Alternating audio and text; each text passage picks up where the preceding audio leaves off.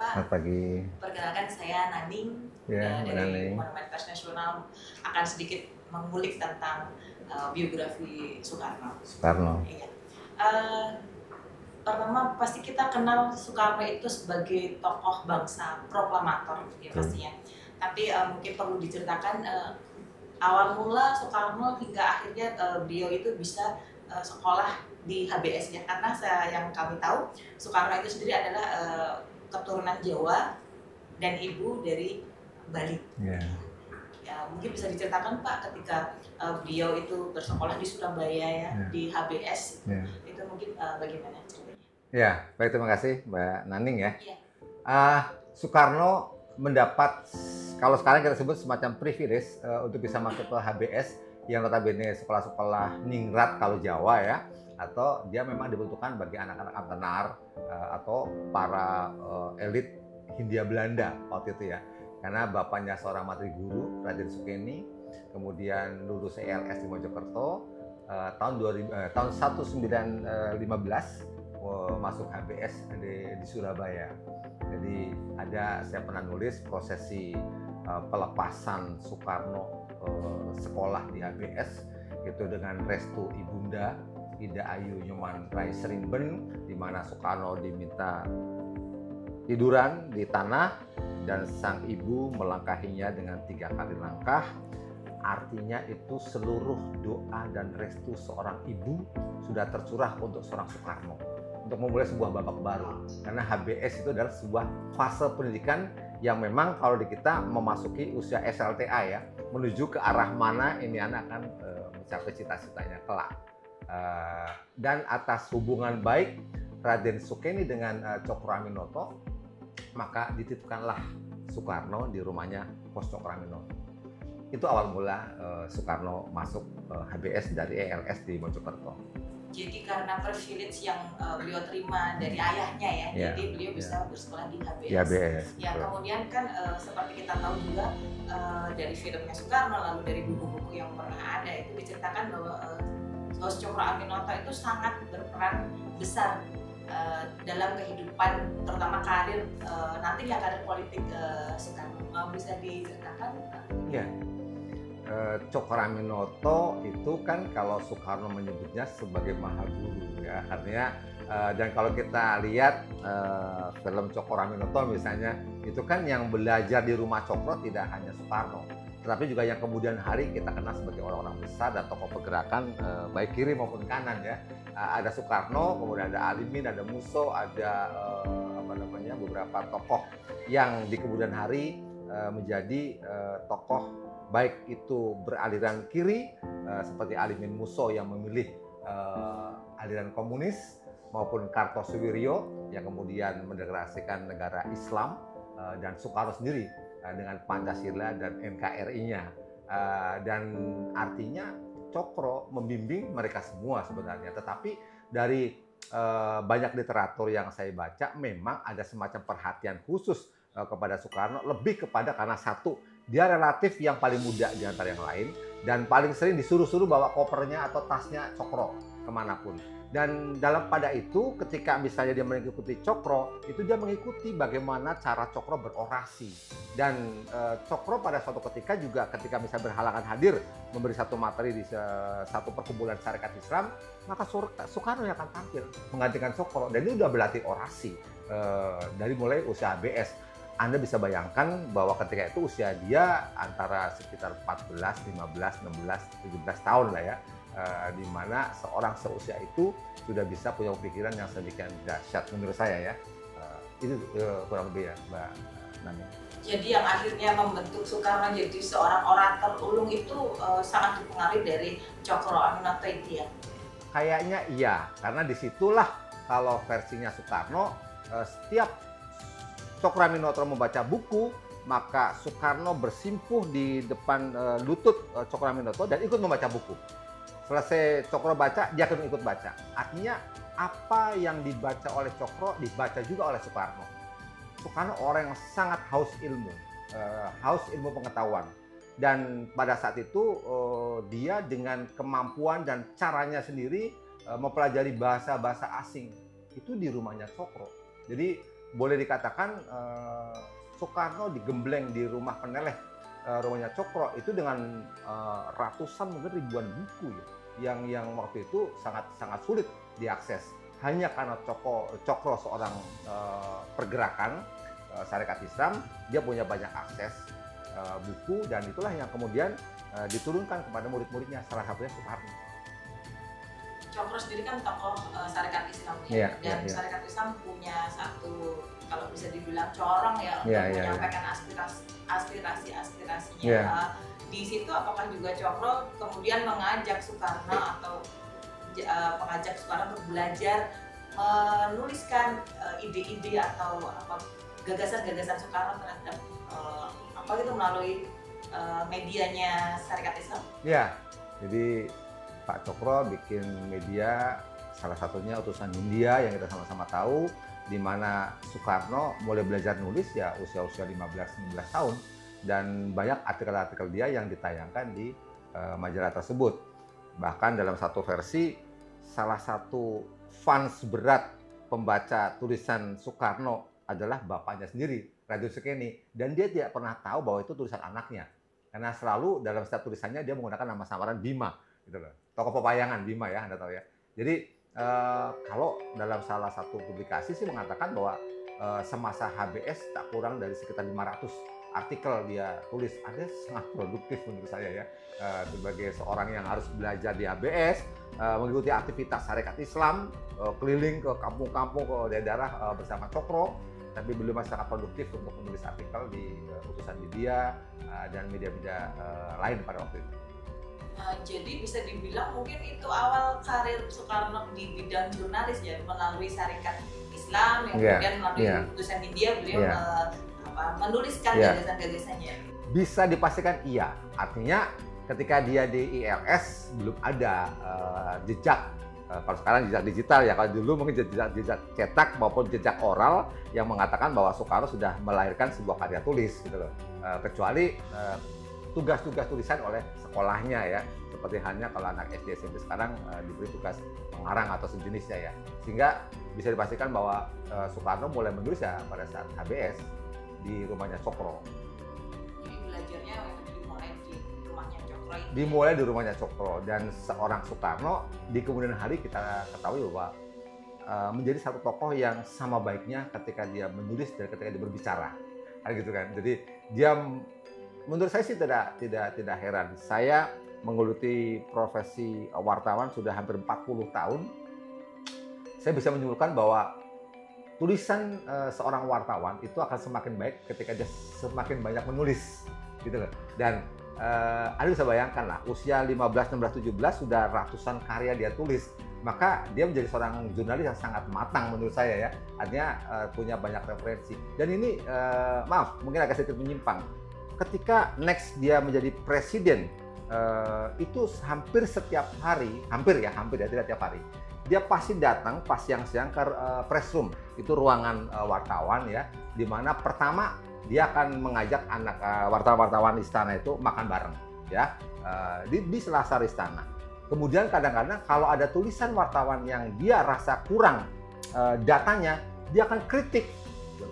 Misalnya saya pernah ngobrol sama Pak Aristides Katopo, wartawan senior zaman Sinar Harapan dulu ya, di mana dia menulis satu tulisan yang referensinya kurang, dikritik langsung sama Soekarno dan dikasih referensi.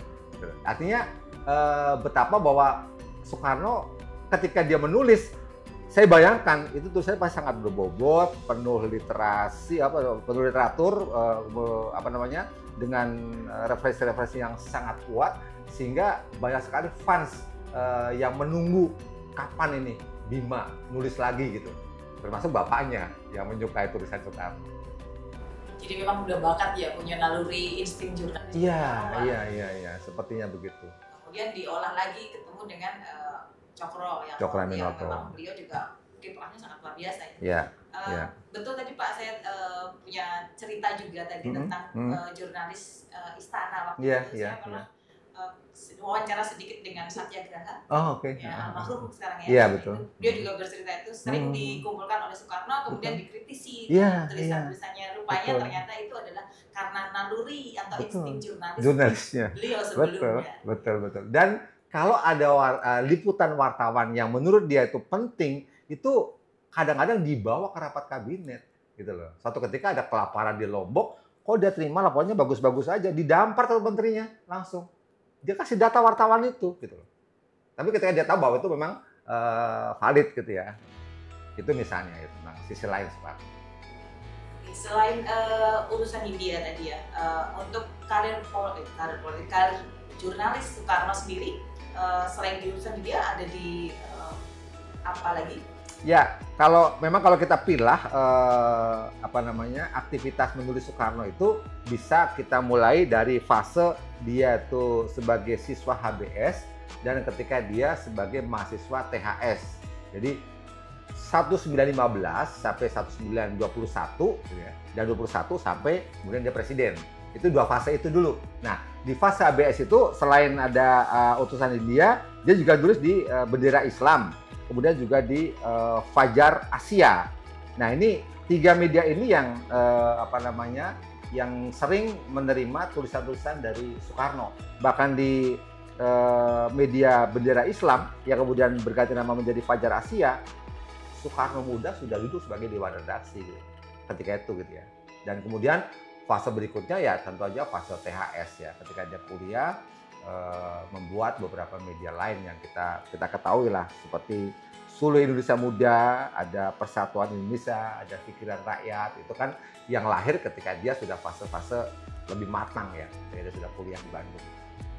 Tiga tadi harian tadi atau tiga surat kabar tadi yang disebut Bapak tadi itu biasanya dikenal dengan apa? Trilogi atau apa ya? Gini, kadang-kadang itu kan dia kalau yang di Bandung dia boleh katakan trilogi. Pertama terbit hampir pada kurun waktu yang sama ya, selepas dia kuliah 1926, 27, 28, 30, 31, 32, 33 sampai berhenti 34 waktu dia dibuang ke ND gitu ya. Nah, pada itu ada yang serentak terbit, ada yang satu terbit, satu enggak. Jadi bisa dibayangkan ketika misalnya Pikiran Rakyat itu majalah kaum marhen, kemudian Suluh, kemudian ada yang lain lagi, itu dibiayai oleh Soekarno sendiri ketika dia sebagai seorang arsitek gitu loh.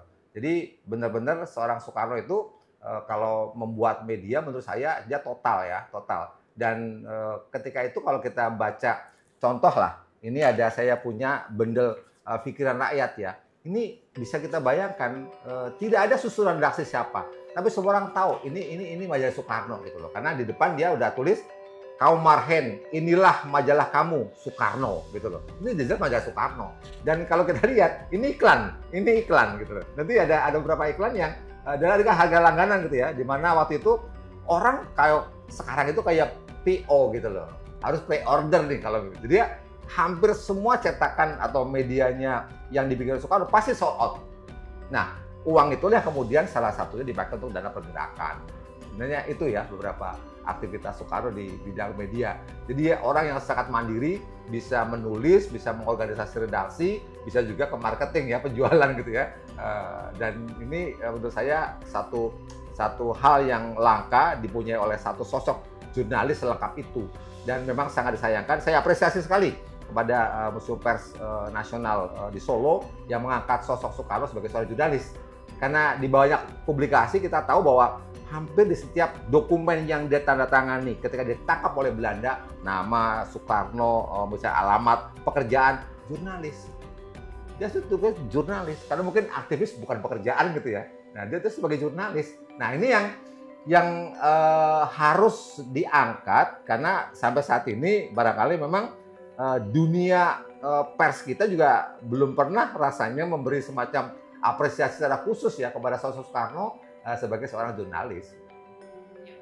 Saya sepakat. Dan memang tadi juga ketika kami di sini juga ada sempat yang menanyakan memang sejauh apa sih peran jurnalis Soekarno itu di dunia jurnalistik Indonesia. Karena memang betul tadi banyak yang tidak tahu bahwa Soekarno sebenarnya seorang jurnalis. Dan kebetulan juga Pikiran Rakyat kan kami punya beberapa itu tulisan-tulisan Soekarno memang sangat tajam ya. Dan tidak cuma tulisan kan, karikatur juga kan? Iya, betul. Karikaturnya pedas banget.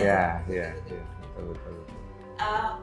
Untuk selanjutnya Pak, selain kalau yang di Pikiran Rakyat itu kan dia memang membahasakan ini kaum marhen gitu. Dan sepengetahuan saya juga media-media yang dipegang oleh Soekarno itu akhirnya tidak terbit lagi karena dibredel. Umumnya memang berhentinya terbit karena bredel. Jadi Soekarno kan dalam satu periode mengatakan menyebut Soekarno adalah kiri. Kiri itu jangan diartikan sebagai komunis. Kiri itu diartikan sebagai revolusioner. Dia betul-betul tabrak, nggak ada urusan gitu loh. Jadi misalnya orang-orang yang berhaluan kiri mestinya tidak ada kompromi dengan penjajahan gitu loh. Nah, itu yang secara konsisten dilakukan oleh Soekarno. Even kalau sekarang kita mengenal dulu pernah ada peristiwa wartawan Bernas Udin dibunuh, pernah ada wartawan dikriminalisasi macam-macam. Soekarno mengalami itu semua. Artinya intimidasi, dipenjara karena profesinya, itu dia sudah mengalami semua gitu loh. Artinya sebagai wartawan melawan penjajahan itu dia buktikan dengan konsistensi di semua media yang dia kelola dan di semua tulisan yang disumbangkan untuk media yang tempat dia menulis gitu loh. Itu menurut saya. Jadi berputar gitu ya. Iya, jadi dia betul kalau ketika misalnya dia ada tulisan yang betul-betul menohok, kemudian majalahnya dibredel, dia ditangkap gitu loh. Seperti itu. Hanya kan ada yang kemudian berakhir di penjara, ada yang kemudian klimaksnya berakhir dibuang. Bisa disebutkan Pak salah satu tulisan Soekarno yang tajam yang sampai akhirnya mengakibatkan media tersebut tidak boleh terbit atau dibredel? Ada banyak tulisan ya. Kalau saya lihat sih di beberapa media, misalnya ya, ada ketika dia di awal-awal kayak di Suluh misalnya ya, dia di situ banyak terinspirasi dari seseorang bernama Mahatma Gandhi. Jadi beberapa tulisannya, misalnya saya nggak tahu ya baca Belanda seperti apa, tapi judulnya itu Liedelijk Verzet ya, itu kayak semacam perlawanan pasif. Nah, kalau kemudian saya telaah lagi nih, ini apa sih tentang apa? Sebagian bahasa Belanda tulisannya. Saya coba pakai Google Translate. Oh, ini perjuangan yang diinspirasi oleh Mahatma Gandhi, gitu loh. Nah, ternyata benar juga. Habis itu dia ada tulisan lagi, Swadesi dan Masa Aksi dan Indonesia. Nah, Swadesi ini ajarannya Gandhi. Kemudian dia membandingkan dengan Masa Aksi dan Indonesia. Dan ketika dia tulisan-tulisan ini semuanya, kalau orang pemerhati Soekarno, akhirnya menjadi semacam kayak roadmap perjuangan Soekarno. Dia itu ketika berjuang itu mengerahkan massa atau massa aksi, itu sempat berdebat habis sama Hatta. Karena Hatta membangun pendidikan nasional sebagai pilar perjuangan menuju kemerdekaan, Soekarno enggak, tabrak dulu. Dia gerakan massa dulu gitu. Dia itu massa aksi menurut saya. Nah, ini yang menurut saya ada perbedaan cara perjuangan untuk mencapai kemerdekaan gitu ya. Tapi dari judul-judul tulisan yang kita lihat sekarang adalah semua tulisan yang menuju ke arah Indonesia merdeka. Karena itulah hampir semua tulisannya akhirnya berujung ke pemberedelan dan penangkapan beliau gitu loh. Di majalah kayak Pikiran Rakyat misalnya ya, itu dia sudah mulai mendidik bangsanya dengan politiknya Soekarno lah, kayak misalnya maklumat BK kepada kaum marhen, ada demokrasi politik dan demokrasi ekonomi. Ini kan yang kemudian penjabaran dia ketika pidato Pancasila. Kemudian juga ada nasionalisme dan sosiodemokrasi. Kemudian ada judul lagi, orang Indonesia cukup nafkahnya sebenggol sehari. Kemudian terakhir ada naskah kapitalisme bangsa sendiri. Ini tulisan-tulisannya kemudian dia selain menggelorakan semangat merdeka rakyatnya, tapi juga mengisi otak-otak bangsanya dengan kesadaran, lu dijajah, lu harus bangkit gitu loh. Lu nggak cukup hidup hanya sebenggol sehari. Potensi kekayaan alam Indonesia bisa memakmurkan kalian. Nah, agitasi atau katakanlah propaganda menyulut semangat pergerakan bangsa itulah yang dilakukan oleh Soekarno melalui tulisan-tulisannya. Ini kan saya kira luar biasa ya, bahwa ketika kita mengatakan pena lebih tajam dari pedang, Soekarno membuktikan itu. Ya, betul Pak. Saya sempat membaca di beberapa tulisan beliau di Pikiran Rakyat, memang beliau lebih ke mempropaganda mungkin rakyat ya, masyarakat Indonesia itu yang mungkin kayak terbuai dalam kolonialisme, dan beliau berani menuliskan anti kolonialisme dengan cara-cara beliau. Betul. Mungkin juga kalau yang tadi yang di Persatuan Indonesia ya Pak, balik lagi ke Persatuan Indonesia itu kan di Bandung ya. Ketika di Bredel, kemudian apa yang terjadi dengan Persatuan Indonesia? Ya, berarti terbit lah, karena hampir di semua media yang saya sebutkan tadi, kita motornya Soekarno. Jadi ada yang beberapa dibantu oleh orang-orang dari pergerakan PNI misalnya ya, ada juga yang ada wartawan nama Sutoto, ada beberapa nama lain itu menurut saya, tapi semua sentral dari media yang diterbitkan oleh Soekarno adalah Soekarno itu sendiri. Artinya ketika media itu dibredel atau Soekarno ditangkap, ya tutup semuanya. Nggak ada yang melanjutkan. Karena hampir semua tulisan Soekarno gitu loh. Yang menghiasi media-media tersebut gitu loh. Jadi memang agak fase yang harus kita akui redup bersamaan dengan ditangkapnya Soekarno, sempat keluar misalnya 30, 31, 32 dia terbit lagi, 33 ditangkap lagi gitu ya, 34 dibuang. Selesai tuh. Semua media Soekarno selesai. Dia dibuang di ND selesai. Tapi kan kemudian kita tahu di ND dia membuat kayak Tunil Kelimutu. Itu kan ada belasan naskah. Entah kalau nggak 12, 18 naskah Tunil. Yang kalau misalnya itu bisa kita kategorikan sebagai jurnalistik sastra, bisa saja. Karena itu juga naskah-naskah yang memang berisikan nasionalisme juga. Dan saya ingat tahun 90-an ada seorang peneliti dari University of Philippines datang ke Indonesia meneliti salah satu naskah Tunil Soekarno yang berjudul 1945. Naskah itu ditulis dalam pembuangan. Pembuangan di ND itu 34, 38. Dia bikin naskah 1945 gitu loh. Dari 90-an orang Filipina datang mau menguji itu.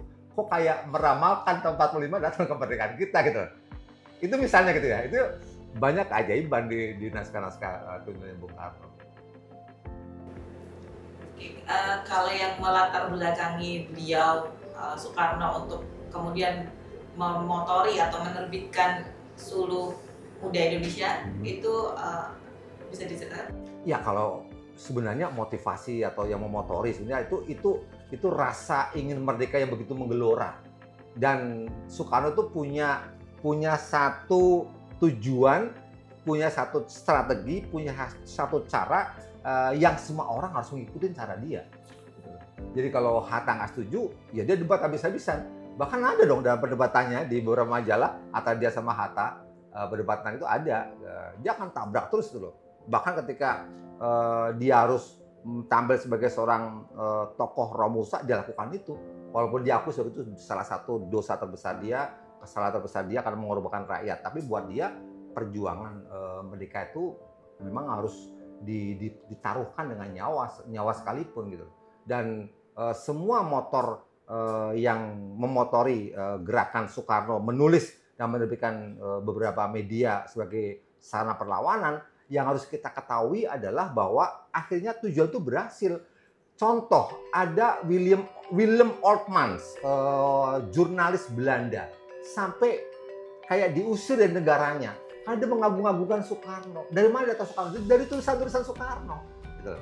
Ada seorang Belanda sendiri bernama Willem Oltmans, dia bikin buku Soekarno Sahabatku atau apa kalau nggak salah ya, boleh dicari itu Willem Oltmans. Nah, dia memuji-muji Soekarno, tahu dari mana? Dari publikasi yang ditulis Soekarno. Jadi betapa publikasi Soekarno menjadi bacaan aktivis pro kemerdekaan yang ada di Belanda. Tidak semua orang Belanda pro penjajahan, gitu loh. Ya, kita juga ada Douglas Dekker, orang Belanda juga, tapi pro kemerdekaan gitu loh. Ada juga Willem Oltmans, sama juga dia jurnalis Belanda, pro kemerdekaan Indonesia gitu. Seperti itu misalnya, itu salah satunya karena membaca publikasi di media-media di mana Soekarno berada gitu loh.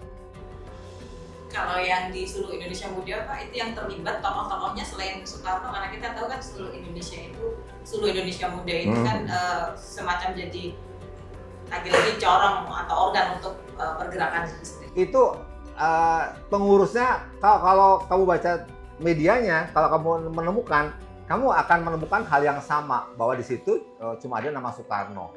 Tapi bisa kita pastikan karena media tersebut adalah media partisan, ya. Seluruh Indonesia itu partisannya PNI, sehingga pasti itu adalah aspirasi partai. Kemudian ya pengolahnya pasti pengolah partai. Nah ya para pengurusnya udah pasti pengurus partai. Tapi bahwa apapun itu Soekarno lah sebagai motor dan boleh bilang sebagai orang tunggal lah yang ada di seluruh Indonesia Muda.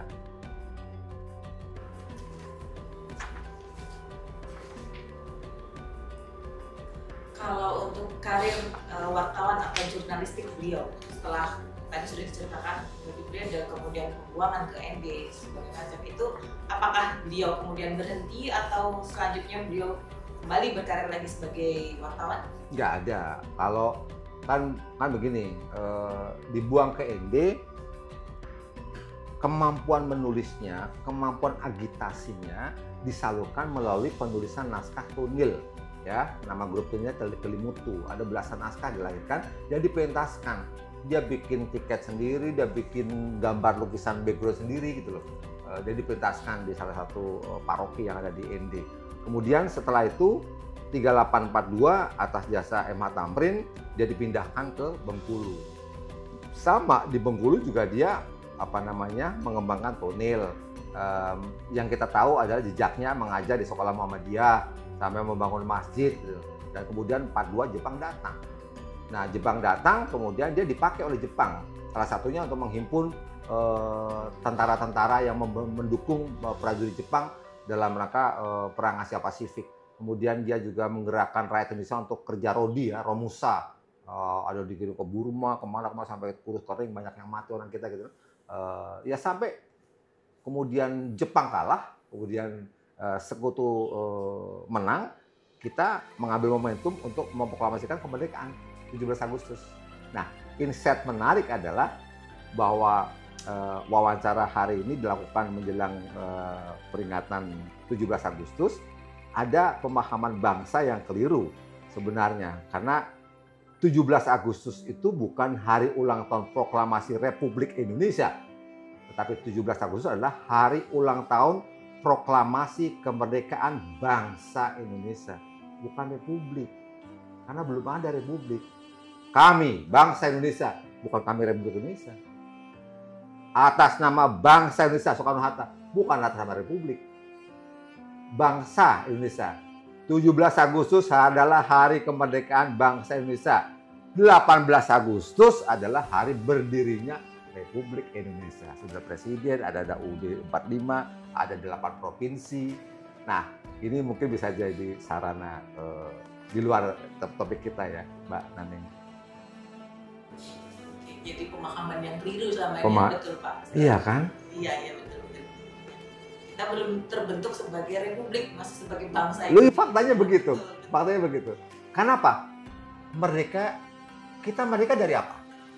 Merdeka dari penjajahan. Siapa dijajah? Bangsa. Karena kita belum ada negara. Belanda menjajah bangsa Indonesia. Bukan Belanda. Jadi kita merdekanya dari apa? Dari kemerdekaan bangsa. Merdeka dari penjajahan gitu. Setelah itu baru kita ada kan panitia persahabatan kemerdekaan gitu ya. Nah, 18 Agustus sidang, baru pagi maraton, tersusunlah 8 provinsi. Indonesia ada Undang-Undang Dasar 45, Pancasila, ideologi, ada pengakuan negara, jadilah negara, punya wilayah, punya penduduk, itu syarat berdirian negara. Yang kemudian kita sepakati berbentuk republik, bukan kerajaan, bukan monarki, tapi republik. Itu 18 Agustus.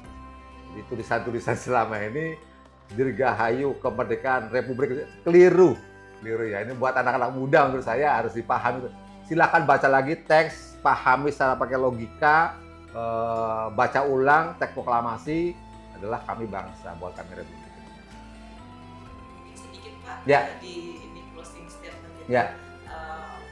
Untuk kami semua ini, apa yang bisa kami ambil hikmah atau peran Soekarno terutama di bidang jurnalis? Ya, pertama adalah bahwa right or wrong is my country, kita harus membela bangsa negara.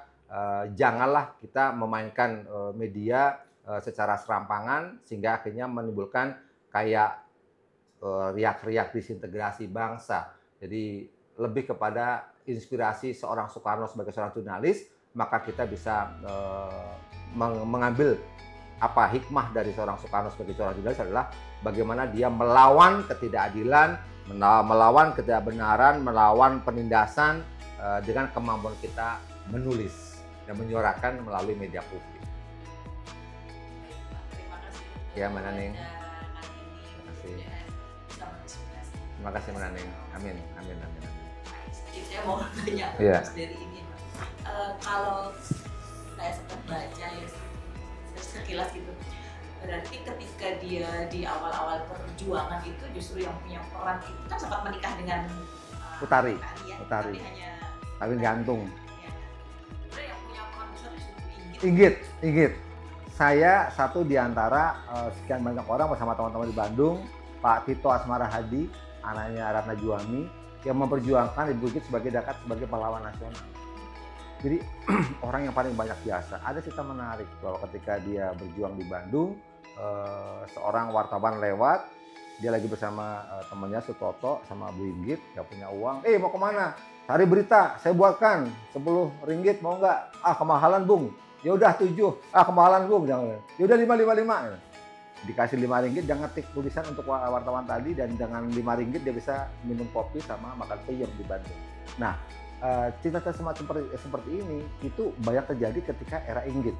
Jadi Inggit dengan jualan jamu, menjahit kutang, kemudian bikin beberapa ramuan, dia jualan sana sini, itu untuk mendanai perjuangan Soekarno. Saya yakin termasuk mendanai penerbitan majalah-majalah Soekarno. Itu Inggit yang dia korban, yang banyak berkorban gitu. Sampai ketika dia buang ND, ibunya ikut ke sana, Ibu Amsi mati di sana, ibunya Inggit kan. Dan dia mendampingi lah dalam suka duka Soekarno masa-masa perjuangan. Jadi orang perempuan yang paling punya banyak jasa terhadap Soekarno itu adalah Inggit, bukan yang lain.